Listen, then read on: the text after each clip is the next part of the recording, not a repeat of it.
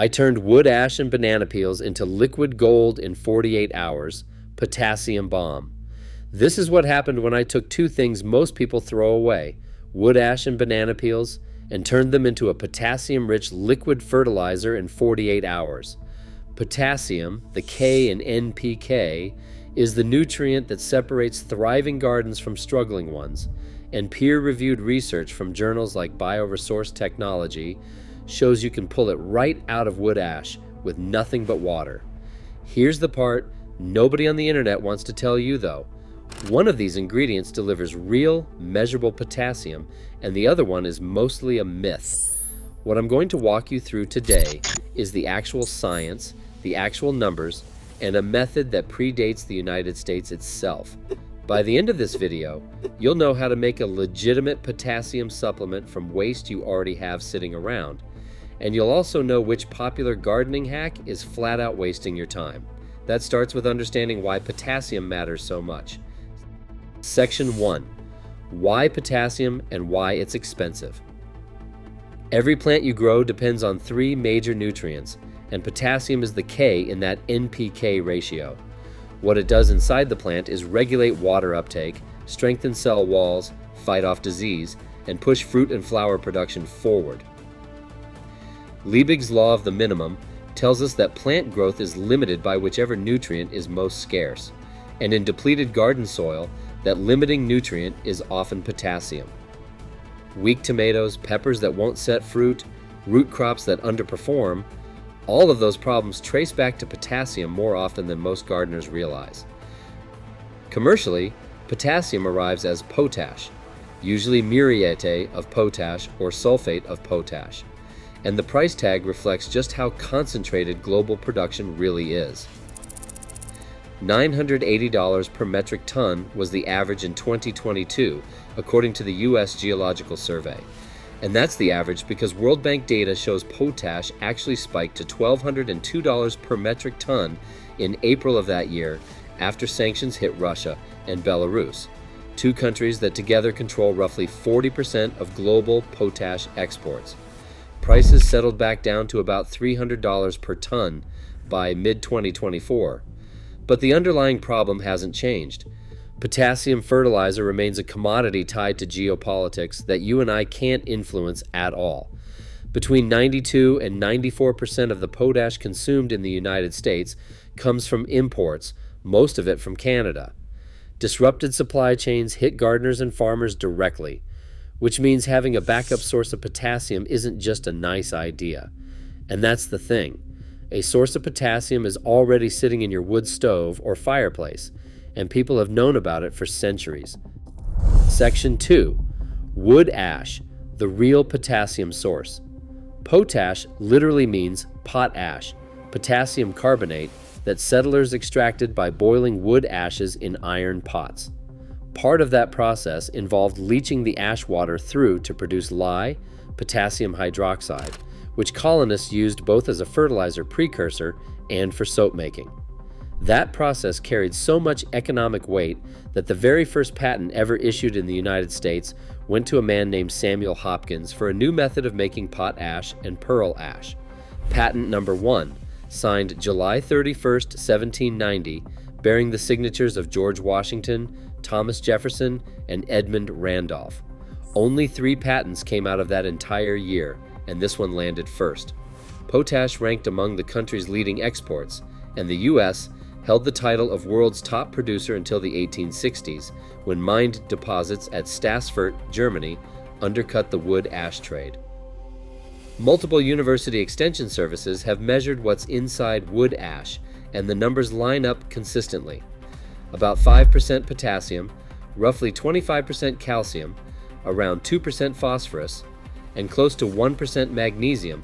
Those are the University of New Hampshire's figures, and the University of Wisconsin reports nearly identical results.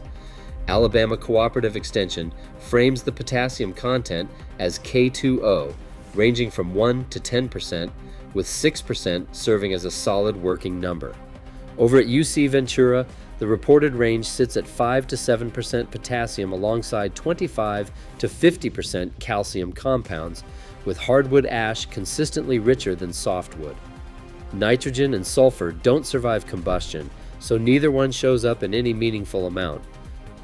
For maximum potassium extraction, hardwood species like oak, maple, and hickory produce the richest ash, significantly more than pine or other softwoods, which is worth knowing before you start stockpiling from your fire pit. And here's the detail that makes a liquid fertilizer genuinely possible. Back in 1991, researchers Etiégni and Campbell published a peer-reviewed study in Bioresource Technology showing that approximately 60% of the total potassium in wood ash dissolves rapidly in water. A UC Fertilizer bulletin backs that up, reporting that 80 to 90% of the minerals in wood ash are water-soluble. Historically, that solubility was a problem because rain-exposed ash lost its value fast as nutrients leached away. But for our purposes, that same property becomes the whole point. Steeping ash in water pulls potassium carbonate into solution, and what you end up with is a real, measurable potassium extract, mid-roll CTA. If you're finding this useful, do me a favor and hit that like button, then subscribe to the channel. A lot of research goes into these videos, so you get real science instead of recycled internet trends. Alright, let's keep going, because this next part needs your attention. Banana peel water has been circulating on TikTok and gardening blogs for years now, and the pitch sounds simple. Soak your peels, pour the water on your plants, and you've got liquid gold. That's the claim, and the science tells a very different story. Starting with nutrient content, banana peels do contain potassium. That part checks out. A peer-reviewed analysis measured banana peel at 9.39% potassium on a dry weight basis. But here's where the internet runs off the rails. You've probably encountered the claim that banana peels contain 42% potassium. And Robert Pavlis, a soil scientist who runs gardenmyths.com, has debunked that number directly. Banana peels consist of about 80% water, which means 42% potassium is chemically impossible once you account for moisture content. Dr. Linda Chalker Scott at Washington State University reached the same conclusion, pointing out that no plant material naturally carries zero nitrogen alongside such extreme potassium levels. The composition isn't even the biggest problem. Delivery method is, and that's where most gardening content falls apart. A peer-reviewed study published in African Health Sciences tracked potassium release from banana tissue soaked in water using atomic absorption spectroscopy. Over 20 hours of soaking, the potassium concentration inside the tissue barely moved. What the water absorbed amounted to trace levels, climbing from about 2 parts per million at 2 hours to roughly 6 parts per million at the 20-hour mark. Soaking alone, without boiling, simply does not pull potassium out of intact plant cells in any meaningful way. Extension services across the country have weighed in on this directly. The University of Maryland stated that they are not aware of any research supporting the idea that banana peel water provides sufficient nutrients to fertilize plants. Clemson Cooperative Extension's Teresa Lott put it plainly, saying that while bananas do contain potassium, nobody has established whether potassium or other nutrients actually release when peels sit in water. And Musi Habteselassie, a professor of soil microbiology at the University of Georgia, explained that materials need to decompose before they can release nutrients, and without that decomposition you get inconsistent and minimal results.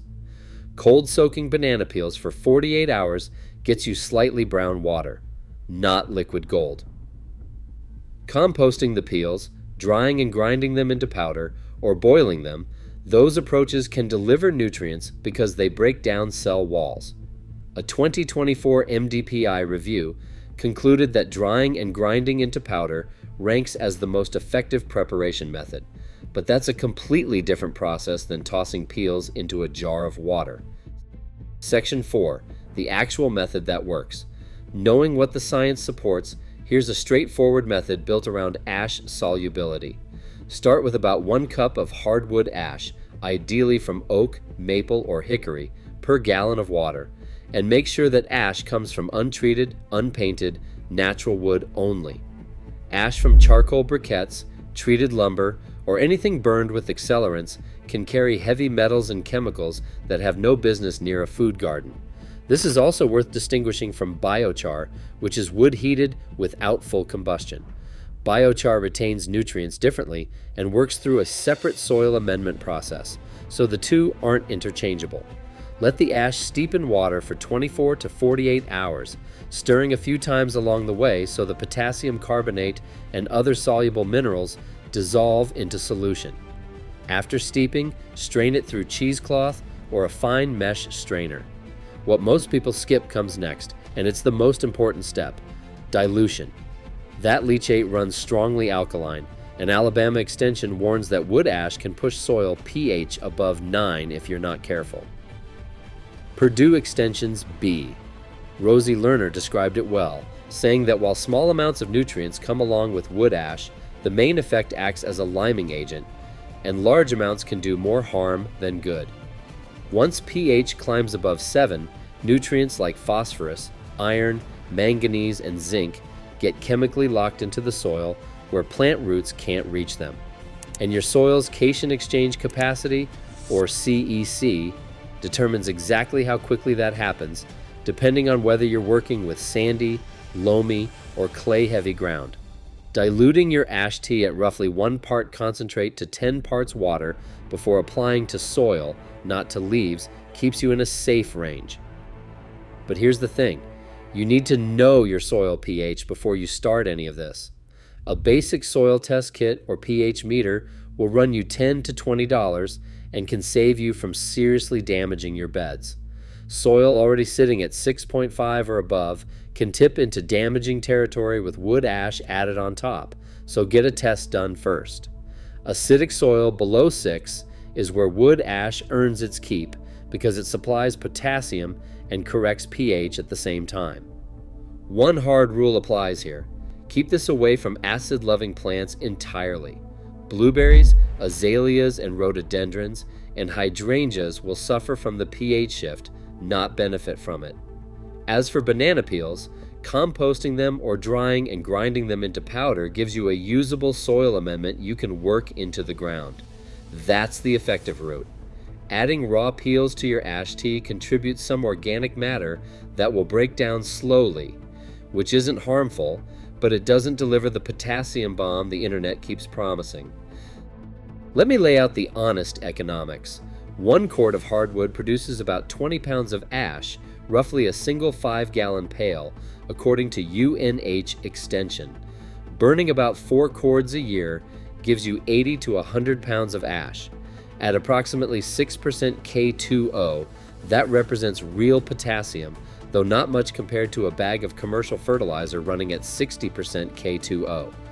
What it does represent is a free resource that's already in your house and headed for the trash. Replacing your entire fertilizer program isn't the goal here.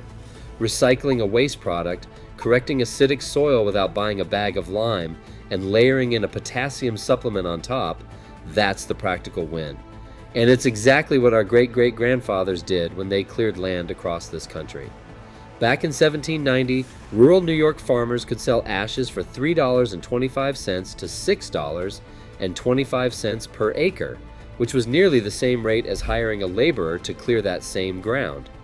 200 bushels of ashes yielded 100 pounds of potash. That's how much value sat in a pile of fireplace leftovers. Bringing this full circle, wood ash tea stands up as a legitimate, science-backed potassium and lime supplement for your garden. Banana peel water, popular as it remains online, does not deliver meaningful potassium through a cold soak. Combining the two can work, but the ash carries all the weight. Know your soil pH, dilute properly, stick with clean hardwood ash from species like oak, maple, or hickory, and you've got a free soil amendment backed by centuries of use. If this video kept you from wasting time on banana water, or if it changed how you think about wood ash in the garden, go ahead and hit that like button and subscribe.